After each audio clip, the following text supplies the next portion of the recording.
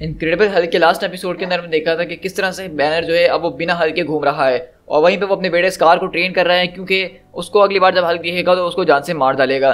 लेकिन साइड में हमने यहाँ पे ये देखा था कि न्यूयॉर्क के अंदर मोल मैन अपनी एक इन्वेजन कर देता है बड़े बड़े मॉन्स्टर्स को लेके, और बैनर जो है अब अपने बेटे को वहाँ पे लेके जा रहा है उनसे लड़वाने के लिए। अब आगे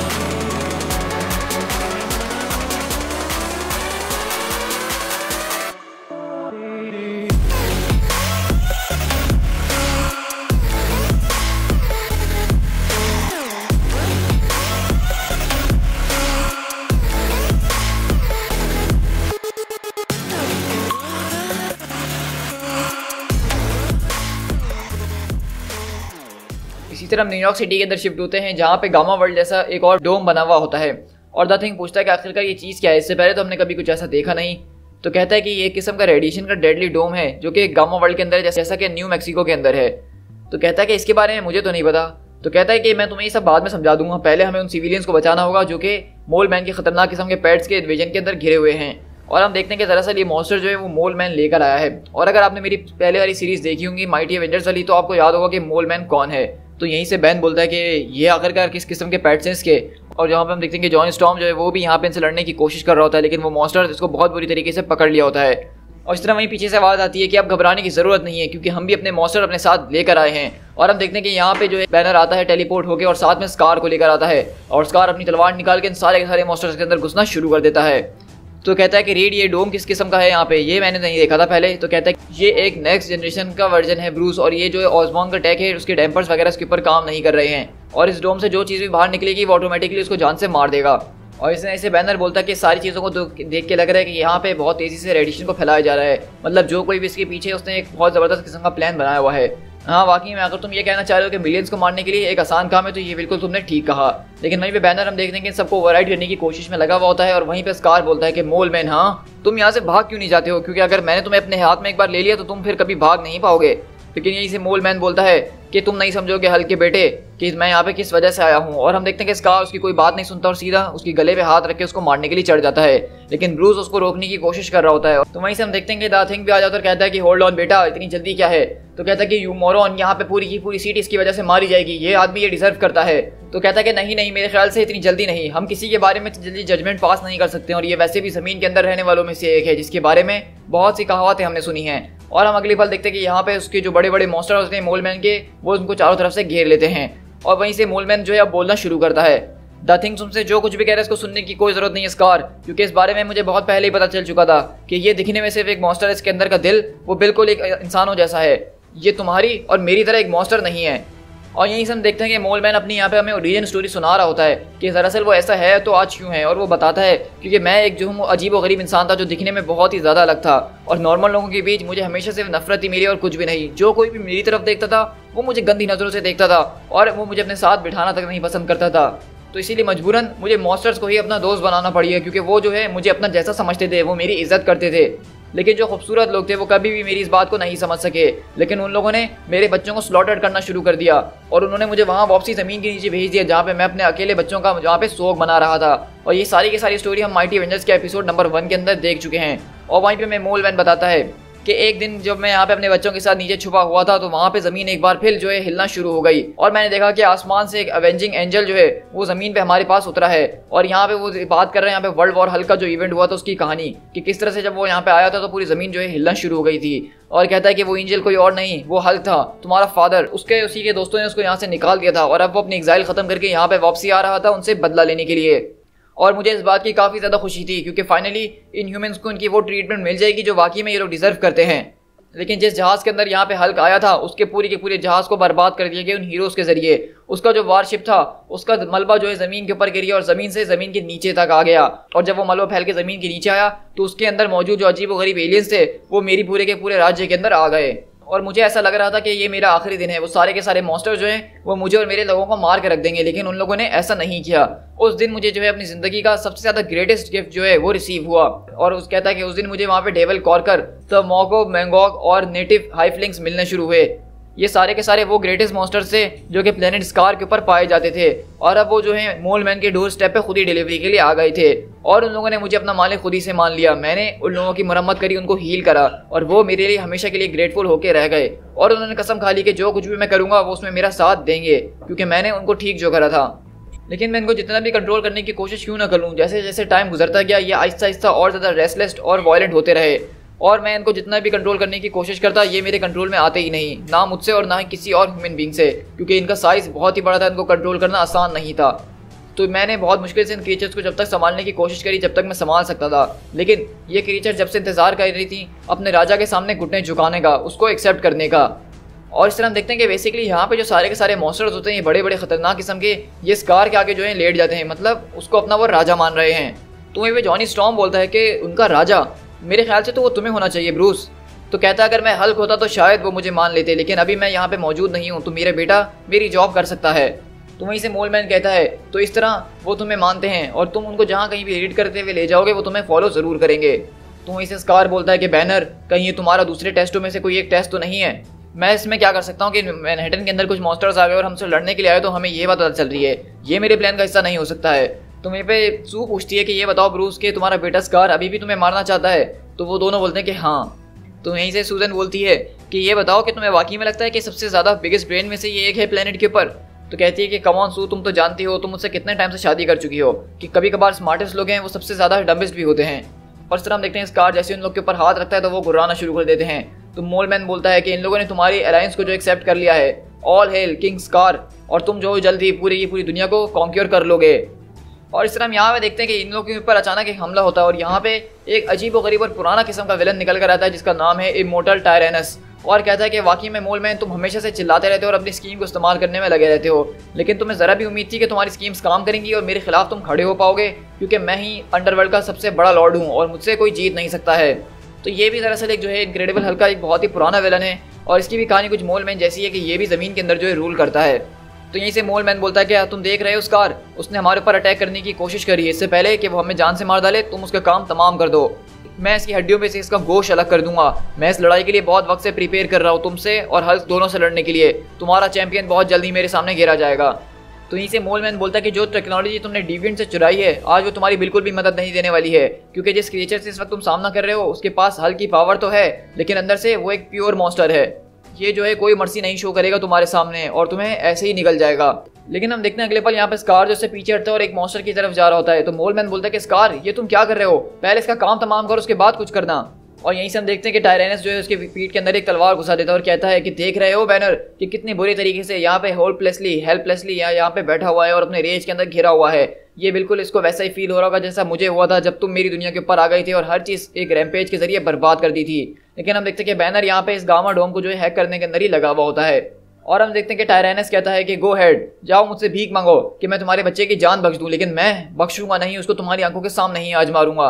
और वहीं पे हम देखते हैं कि बैनर बोलता है, ओ प्लीज माइटी टायरेनस, मेरे पुअर बॉय को छोड़ दो, उसको जान से मत मारना। लेकिन हम यहीं पे देखते हैं वो बोलता है कि तुम्हारी इतनी हिम्मत कि तुम मेरा मजाक उड़ाने की कोशिश करो, मैं तुम्हें छोड़ूंगा नहीं। लेकिन अगले बार हम स्कार उठता है और टायरेनस को जो है मारना शुरू करता है और उसी की तलवार लेके उसी की तरफ बढ़ रहा होता है और कहता है कि तुम्हारे लोगों के लिए कितना ज़्यादा टिपिकल है ये कि तुम लोग अपना सारा का सारा फोकस एक ही जगह रखते हो, मतलब जो तुम्हारे सामने हो रहा है, जबकि असली प्लान तो तुम मेरा अभी तक समझ ही नहीं पाए हो। मैं यहाँ पे इतने वक्त से जो है मोल मैन के मॉन्स्टर्स के ऊपर अटैक करने के लिए नहीं बल्कि उनको परफेक्ट करने के लिए आ रहा था।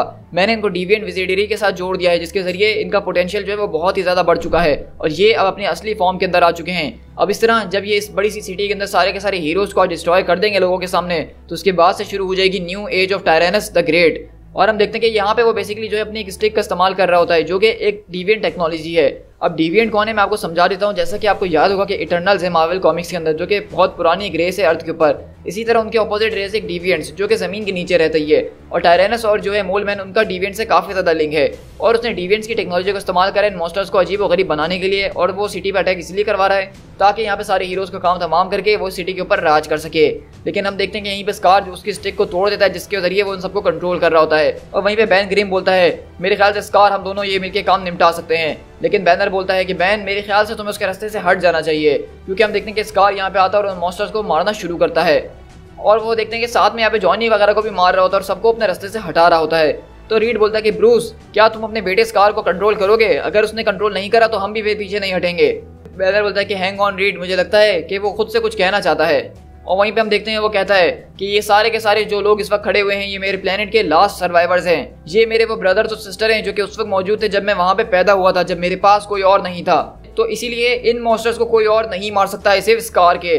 और हम देखते हैं कि यहाँ पे स्कार अपनी आंखों में उसके आंसू आ गए होते हैं, क्योंकि उसको यहाँ पे अपने भाई और बहनों को लिटरली मारना पड़ रहा है, क्योंकि बचपन से वो मॉन्स्टर के साथ ही बड़ा है और वो इसी तरह के मॉन्स्टर्स हुआ करते थे। लेकिन क्योंकि टायरनस ने इनके ऊपर जादू कर दिया है, इनको अपने वश में ले लिया, तो ये अजीबोगरीब चीज़ के अंदर बदल चुके हैं। और यहाँ पे स्कार उनको रोते हुए जान से मार रहा है। और सारे के सारे लोग हम यहाँ पे देख रहे हैं कि स्कार के नारे लगा रहे हैं जैसा कि वो एक हीरो बन गया हो। और स्कार यहाँ पे हम देखते हैं कि उन सारे के सारे मॉन्स्टर्स को टायरनस की तलवार के जरिए ही बहुत ज़बरदस्त तरीके से मार रहा होता है। और यहीं से हम देखते हैं कि वो लोग बोलते हैं कि ऑल राइट स्कार, लगता है कि तुम आज पूरा का पूरा महफिल लूटने वाले हो। तो कहता है कि shut up and run you stupid humans. और इस तरह हम देखते हैं कि वो सारे के सारे मॉन्स्टर्स को उठा के यहाँ से वहाँ फेंक रहा होता है। और उसमें से वो एक मॉन्स्टर को उठा के आसमान की तरफ फेंकता है, जो कि गामा डोम पर जाके टकराता है और वहाँ से डिसइंटीग्रेट हो जाता है। तो यहीं से मोल मैन बोलता है टायरनस की तरफ देखता हुआ कि तुमने बहुत बढ़िया काम करा मोरॉन। और यहीं से टायरनस बोलता है कि ठीक है, अभी के लिए हम ये सारी बहस नहीं करेंगे, हमें यहाँ से फ़ौरन निकलना होगा। और इस तरह हम देखते हैं कि यहाँ से मोलमैन और टायरनस दोनों यहाँ से भागना शुरू कर देते हैं। और यहीं से हम शिफ्ट होते हैं रीड और बैनर की तरफ, जहाँ पे रीड उससे पूछ रहा होता है कि तुम जो न्यू मैक्सिको के अंदर मौजूद थे और वहाँ पे इसी तरह का गैमा डोम तुमने बनाया था जहाँ पे तुम रह रहे थे, तो मुझे ये तुम्हारी इक्विपमेंट्स को देख के ये अंदाज़ा लगाना ही पड़ेगा कि तुम्हें शायद इस बारे में पहले से खबर थी कि टायरनस ने इस टेक्नोलॉजी को चुरा लिया है, और तुम्हें शायद ये पता था कि टायरनस इस तरह का कोई ना कोई हमला करने वाला है। तो प्लीज़ मुझसे ये कह दो कि ये वाकई में ऐसा नहीं है जैसा मैं सोच रहा हूँ। मतलब तुमने मिलियंस ऑफ लोगों की जान खतरे में डाली सिर्फ अपने बच्चे को एक छोटा सा लेसन सिखाने के लिए। मुझे कह दो ब्रूस कि ये ठीक नहीं है। लेकिन हम देखते हैं कि ब्रूस किसी बात का जवाब नहीं दे रहा होता है। तो रीड बोलता है कि ब्रूस, हेलो ब्रूस, मैं तुमसे बात कर रहा हूँ। लेकिन ब्रूस उसकी किसी बात का जवाब नहीं देता है और अपने बेटे की तरफ जाके बोलता है स्कार, तुमने जो है टेम्पटेशन को फेस किया है, तुमने अच्छे और बुरे की पहचान करने की कोशिश करी, आज तुमने एक हार्डेस्ट चॉइस को इख्तियार किया है और इसके जरिए तुम एक अच्छे इंसान बनते हो और तुम्हें जो करना चाहिए था तुमने बिल्कुल वैसा ही करा। तो दरअसल हम देख रहे हैं कि यहाँ पे बैनर ने ये सारा का सारा सेटअप करवाया है किसी ना किसी जरिए। मतलब वो जानता था कि टायरनस और उसने जो ये प्लान बना के रखा हुआ है, उसने ये टेक्नोलॉजी चुराई है, लेकिन उसने इसलिए कुछ नहीं किया क्योंकि वो यहाँ पे स्कार को लेसन सिखाना चाहता था। तो आप देख रहे हैं कि यहाँ पे बैनर कुछ ज़्यादा ही अपनी हद से आगे बढ़ चुका है। मतलब मिलियंस ऑफ लोगों की जान को दांव पर लगा के अपने बेटे को एक लेसन सिखाना, ये मुझे कहीं से ठीक नहीं लग रहा है। तो वहीं से स्कार बोलता है कि मैंने आज ऐसा कोई काम नहीं करा है जिसके ऊपर मुझे फख्र हो रहा हो। ये काम मैं अपने प्लेनेट के ऊपर रोज ही किया करता था, लेकिन आपने मुझे एक चीज़ तो ज़रूर सिखा दी है। पहले मुझे सिर्फ हल्क से नफरत थी, लेकिन अब मुझे आपसे भी नफरत होना शुरू हो गई है। तो बैनर बोलता है कि अच्छा बस शुरू हुई है, मुझे तो लगा था शायद इससे ज़्यादा ही हो गया होगा कुछ अब तक। लेकिन यहीं से बैनर बोलता है कि चलो कोई नहीं बच्चे, चलो बच्चे अब तैयार हो जाओ क्योंकि ये दुनिया तुमसे बात करना चाहती है। और इस तरह हम देखते हैं क्योंकि स्कार ने यहाँ पे सबके सामने सारे लोगों को बचाया है, तो एक तरह का वो यहाँ पे सेलिब्रिटी बन गया है, वो एक हीरो बन गया है और सारे मीडिया वाले लोग जो उससे बात करना चाह रहे हैं। और बैनर बोलता है कि चलो बच्चे, अब ये दुनिया तैयार है एक नए हल्क से मिलने के लिए, और मैं इस बात की उम्मीद करता हूँ कि तुम पुराने वाले हल्क से मिलने के लिए जल्दी तैयार हो जाओगे। और इस तरह हम देखते हैं कि बैनर की आंखें वहाँ पे चमक रही होती हैं। To be continued in fall of hulks. तो यहीं से हम अपनी शी हल्क की स्टोरी की तरफ चलते हैं, जहाँ पे हमने लास्ट एपिसोड के अंदर देखा था कि यहाँ पे शी हल्क एक छोटे से टाउन के अंदर 3 एबोमिनेशन से लड़ रही होती है, जो कि डॉक्टर राइकर नाम के एक आदमी ने भेजा है इसके पीछे इससे निपटने के लिए, क्योंकि ये यहाँ पे ओरिजिनल शी हल्क को ढूंढने के लिए आई थी। और वहीं पे हम देखते हैं कि इस लड़ाई के बीच उसमें से एक मॉन्स्टर तो पहले ही मारा चुका होता है, एक की हालत बहुत बुरी हो गई होती है, लेकिन एक्सॉन जो है वो वहाँ पे उसको धमकी देती है कि अगर उसने सरेंडर नहीं करा तो वो सारे के सारे लोगों को जान से मार डालेगी। लेकिन यहीं से हम देखते हैं शी हल्क बोलती है कि ब्रॉडिका, मुझे एक टैक्टिकल ऑप्शन बताओ कि हम यहाँ पे क्या कर सकते हैं। और वो यहाँ पे उसकी जो वॉच होती है वो सोचने में लग जाती है और कहती है कि फॉरगिवनेस मिस्ट्रेस, मेरे पास इस वक्त कोई उपाय नहीं है आपके साथ शेयर करने के लिए। इसको एक खतरनाक किस्म के मॉन्स्टर को पावर्स दी गई है जिसका नाम जेजेक्स था, और इस वक्त इसने अपनी चारों तरफ जो है एक बायो इलेक्ट्रिक फील्ड बना ली है जिसको इम्पेनिट्रेट करना वो तकरीबन इम्पॉसिबल सी बात है, उसके ऊपर किसी चीज़ का भी अब असर नहीं होगा। और हम देखते हैं कि शी हल्क वहाँ पे उसके ऊपर चीज़ें फेंक रही होती है, लेकिन उसको किसी चीज़ का असर नहीं हो रहा होता है। और एक्सॉन कहती है तुम्हारे लिए अच्छा यही होगा कि तुम अपने कंप्यूटर की बात सुनो लायरा, और अपनी सारी की सारी पावर्स मेरे हवाले कर दो ताकि मैं उसको एब्जॉर्ब कर सकूँ। मतलब अगर तुम ऐसा नहीं करती हो तो यहाँ पे जितनी भी बायोइलेक्ट्रिक एनर्जी है उन सबको मैं अपने अंदर एब्जॉर्ब कर लूंगी और इस पूरे के पूरे टाउन के अंदर एक भी इंसान ऐसा नहीं बचेगा जो जिंदा रह सकेगा और इन सारी की सारी मौतों के जवाब सिर्फ तुम्हें ही देना होगा। और इस तरह हम देखते हैं कि वो लायरा को यहाँ से उठा के फेंकती है और सारे के सारे लोगों के ऊपर टॉर्चर कर रही होती है। मैंने तो सोचा था कि तुम लोगों को जो है मुझे जिंदा पकड़ना है, ओरिजिन कॉर्पोरेशन जो है मेरे ऊपर जो है एक्सपेरिमेंट करना चाहती है, मेरा डीएनए वगैरह लेना चाहती है, तो ये चेंज ऑफ हार्ट कब हुआ तुम्हारे साथ? तो कहती है कि मुझे अब इस बारे में कोई परवाह नहीं कि वो लोग क्या चाहते हैं, मुझे तुम्हारी वो गामा साइट चाहिए क्योंकि ये मुझे बचा सकती है। क्योंकि जब से मैं अपनी उस पीस कीपिंग ड्यूटी से फारिग होकर आई हूँ मेरा दिमाग जो है वो बिल्कुल भी मेरे कंट्रोल के ऊपर नहीं है। मुझे नहीं पता चलता है कि मैं कर रही हूँ तो क्या कर रही हूँ। मुझे कभी कभार इस बारे में भी नहीं पता होता कि मैं इस वक्त यहाँ मौजूद हूँ या मैं वही मौजूद हूँ अपने सोल्जर्स के साथ, अपने भाइयों के साथ। मैंने अपने बच्चों को मार डाला सिर्फ इसी सोच के जरिए। मुझे नहीं पता था कि मेरे दिमाग के अंदर क्या चल रहा है, लेकिन वो लोग मेरी बात सुनते ही नहीं है। लेकिन मुझे अपने आप को वापसी कंट्रोल के अंदर लाना ही होगा, मुझे ठीक होना ही होगा और इसलिए मैं तुमसे बोल रही हूँ, इसलिए मैं तुमसे चाहती हूँ कि तुम मेरे पास आओ और अपने आप को मुझे ट्रेन करने दो ताकि ये पूरा का पूरा टाउन जो है वो बच जाए और मैं इनको ना मारूं। तो लायरा बोलती है कि ऑल राइट। तो वहीं पे ब्रोडी का बोलती है कि नहीं मिस्ट्रेस, आप ऐसा नहीं कर सकती हैं। वैसे भी ये लोग आपके हैं ही कौन, आप तो इस डायमेंशन से भी नहीं है, आप इनके लिए अपने आप को सैक्रिफाइस क्यों कर रही हैं? मैं इसलिए ये सब कर रही हूँ क्योंकि अगर यहाँ पे शी हल्क होती तो वो भी बिल्कुल ऐसा ही करती। और इस तरह हम देखते हैं कि लायरा जो है एक्सॉन के पास चले जाती है और वो बोलती है कि ठीक है अब हिलना नहीं और मैं तुम्हारी सारी शक्तियों को अपने अंदर एब्जॉर्ब करने लगूंगी। और हम देखते हैं कि वो वहाँ पे उसकी थोड़ी सी एनर्जी को अपने अंदर एब्जॉर्ब करती है और कहती है कि तुम तो यहाँ पे गामा बैटरी की तरह हो, मतलब मैं तुम्हें जितना चाहे एब्जॉर्ब कर सकती हूँ और मेरी लिमिट जो है वो ऐसे ही फुल हो जाएगी, मेरे लिए इतनी ही काफ़ी होगी। और हम देखते हैं कि लायरा यहाँ पे जो है गिर जाती है और वहीं पे वो आदमी देखते हैं हम लोग यहाँ पे उसको बचाने के लिए आ जाते हैं और वो पूछती है कि तुम लोग यहाँ पे क्या कर रहे हो? हाँ तुम लोग यहाँ से भागो फौरन, यहाँ पे कुछ भी हो सकता है।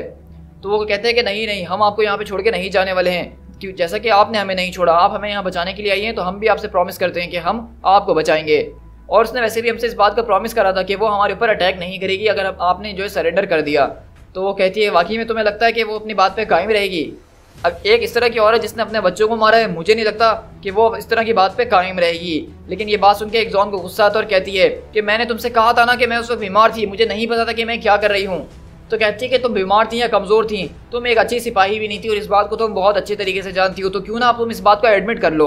और हम देखते हैं कि ये सारी की सारी बातें सुन के एक्सॉन को और ज़्यादा गुस्सा आ रहा होता है और कहती क्या कहा तुमने, क्या कहा, क्या तुम दोबारा कह सकती हो?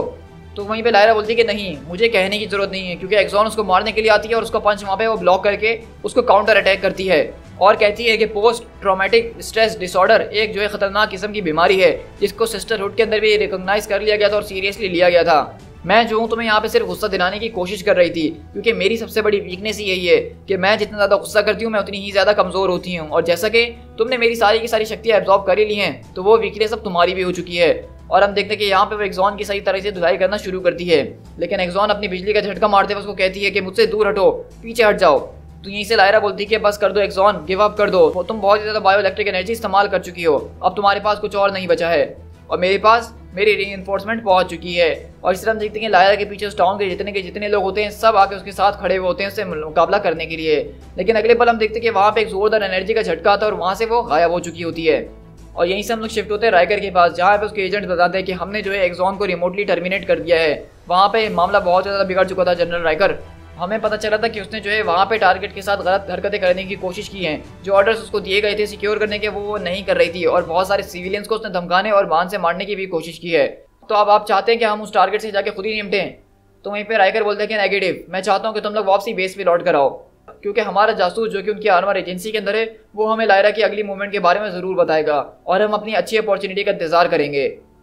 और इस तरह हम देखते हैं कि यहाँ पे जनरल राइकर जो है अपनी फोर्सेस को वापसी बुला लेता है और यहाँ पे शहर के लोग आके उसका शुक्रिया वगैरह अदा कर रहे होते हैं कि आपने जो कुछ भी करा है उसके लिए बहुत बहुत शुक्रिया। तो कहती है कि नहीं नहीं, मैंने कुछ भी नहीं करा है, मैं वैसे भी यहाँ पे इसको जो मारना नहीं चाहती थी, मैं चाहती थी कि मैं इसको जिंदा अपने साथ लेके जाऊँ, क्योंकि जेनिफर वॉल्टर्स अगर होती तो वो कभी भी इस तरह रेवेंज नहीं हासिल करती किसी के जरिए। तो वहीं पे वो लोग पूछते हैं कि बाय द वे ये तो बताओ कि तुम कौन हो, हमें तुम्हारे बारे में कुछ नहीं पता है। तो लायरा वहाँ से आगे बढ़ जाती है और कहती है कि मैं कोई नहीं हूँ, मैं नोबडी हूँ। और इस तरह हम उस गामा बेस के अंदर पहुँचते हैं जहाँ से शी हल्क बेसिकली गायब हुई थी और हम देखते हैं कि वो यहाँ पे चेक कर रही होती है कि यहाँ पे आखिरकार हुआ था तो क्या हुआ था। जहाँ तक हमें पता है जेनिफर वॉल्टर्स जो इसी बेस के अंदर आई थी डिसअपियर होने से पहले, इसके बाद उसके बारे में हमें कोई नहीं पता कि वो यहाँ से गई तो कहाँ गई। तो क्या तुम मेरी कोई मदद कर सकती है ब्रॉडी को, पता लगा सकती हो कि वो यहाँ से कहाँ गई होगी? तो वहीं से ब्रॉडी का बोलती है कि मिस्ट्रेस, मेरे ख्याल से आपको इस पॉसिबिलिटी को भी कंसीडर में रखना चाहिए कि हो सकता है कि जेनिफर वॉल्टर्स अपने आप को जो है तलाश करना ही ना चाहती हो, मतलब हो सकता है कि वो खुद ही जो है हम सबसे दूर चले गई हों। और वैसे भी अगर आपके क्वेस्ट की बात की जाए जिस मिशन के ऊपर आप निकली हुई थी, तो वो ये था कि आपको शी हल्क को ढूंढना है। और अभी जो करेज आपने उस टाउन के अंदर दिखाया अपनी इस जर्नी के अंदर, मेरे हिसाब से आपको शी हल्क मिली गई है। और इस तरह हम देखते हैं कि लायरा अपनी शक्ल जो है शीशे के अंदर देख रही होती है और बेसिकली वो अपने अंदर ही एक नई शी हल्क देख रही है। लेकिन हम देखते हैं कि यहीं पे लायरा को पीछे से आवाज़ आती है, हाँ मे भी तुम ठीक कह रही हो, और वैसे भी मैं इस बात की उम्मीद कर रहा था कि मैं तुम्हें यहाँ पे तलाश कर ही लूँगा, क्योंकि मैं तुम्हारे लिए एक प्रोपोजिशन लेकर आया हूँ, क्या तुम मेरे साथ काम करना चाहोगी। और हम देखते हैं यहीं पे लायरा पीछे पलटती और कहती है कि व्हाट, नो, तुम यहाँ पे क्या कर रहे हो। To be continued in fall of the hulk gamma. So guys यहाँ पे हमारी जो है ये इनक्रेडिबल हल्क की सीरीज का एंड होता है, जिसके आखिर में हमारे सामने जो है बहुत ज़्यादा मिस्ट्रीज आ गई हल्क के कैरेक्टर के रिलेटेड। लेकिन ये सारी की सारी मिस्ट्रीज जो है अब हमारे पास सीज के इवेंट के बाद कंटिन्यू होंगी, जिसमें हम हल्क का एक बहुत ही ज़बरदस्त और ऑसम स्टोरी आर्क देखने वाले हैं, जो कि मेरे हिसाब से अब तक का सबसे ज़बरदस्त लिखा हुआ हल्क का स्टोरी आर्क है। यानी कि एक तरह का हल्का ही इवेंट है पूरा का पूरा। ये कोई स्टोरी आर्क नहीं है जो कि 5 से 6 कॉमिक्स के अंदर हो, बल्कि ये पूरा एक स्टोरी आर्क है जो कि पूरी यूनिवर्स के अंदर जो है अफेक्ट करेगा। तो इन सारी मिस्ट्रीज को देखने के लिए कि लायरा आखिर में किस शख्स से मिली जो उसको अपनी जॉब ऑफर करना चाहता है, ब्रूस जो है किस तरह से हल्क के अंदर बहुत जल्द बदलने वाला है और स्कार्स को मारने की पूरी तैयारी कर चुका है। और हम देख रहे हैं कि यहाँ पे ब्रूस काफ़ी ज़्यादा इवेल हो गया अपने बच्चे को सिर्फ एक लेसन सिखाने के चक्कर में। उसने मिलियंस ऑफ लोगों की जान को खतरे में डाल दिया और ये बात रीड रिचर्ड भी समझ चुके थे। तो इसी तरह हमारे पास जो है हल्क की सीरीज आगे जाके कंटिन्यू होगी, जिसके अंदर ये सारी की सारी मिस्ट्रीज के जवाब हमें मिल जाएंगे। लेकिन अभी के लिए हम अपनी डार्क एनर्जी सीरीज को पहले खत्म करेंगे, सीज को स्टार्ट करेंगे और उसके बाद हल्क की सीरीज को कंटिन्यू करेंगे। सो गाइस, आई होप कि आपको ये हल्क का एपिसोड बहुत ज़्यादा पसंद आया होगा, और अगर आप हल्क और स्कार के फैन हैं तो इस वीडियो को लाइक ज़रूर कीजिएगा। साथ ही साथ अगर आपको ये वीडियो और भी ज़्यादा पसंद आई है तो मुझे कमेंट करके बताइएगा कि इस वीडियो के अंदर आपका फेवरेट पार्ट कौन सा था, और इसके हवाले से अगर आपके पास कोई क्वेश्चन हो तो वो भी आप मुझसे कमेंट में पूछ सकते हैं। सो गाइस, इस सीरीज़ के बाद मैं फाइनली जो हूँ आयरन मैन की सीरीज़ को स्टार्ट करने वाला हूँ, जिसका आप लोग बहुत टाइम से इंतजार कर रहे हैं। आयरन मैन की सीरीज़ हमने डार्क एनर्जी शुरू में देखी थी, जहाँ हमने देखा था कि टोनी स्टार्क इस दुनिया के अंदर मोस्ट वांटेड इंसान बन चुका है, जो कि यहाँ से वहाँ घूम रहा है और छुपता फिर रहा है, क्योंकि नॉर्मन ऑसबॉर्न ने उसको दुनिया का सबसे बड़ा मोस्ट वांटेड इंसान बना दिया है और वो उसको तलाश कर रहा है। तो वो सारी की सारी स्टोरीज जो है हमारे अगले स्टोरी आर्क के अंदर डायरेक्ट कनेक्ट होगी। तो इसलिए अगर आपने वो पहले की सीरीज़ नहीं देखी है तो उसको देख लीजिए, क्योंकि इसके बाद मैं सीधा जो है इनविंसिबल आयरन मैन को स्टार्ट करने वाला हूँ। सो गाइस, मेरे चैनल को सब्सक्राइब जरूर कीजिएगा ताकि जब भी मैं अगला एपिसोड डालूं तो उसका नोटिफिकेशन आपको फौरन से मिल जाए। So guys, this is speed tiger, मिलते हैं नेक्स्ट कॉमिक बुक सीरीज के साथ। Till then, thank you so much.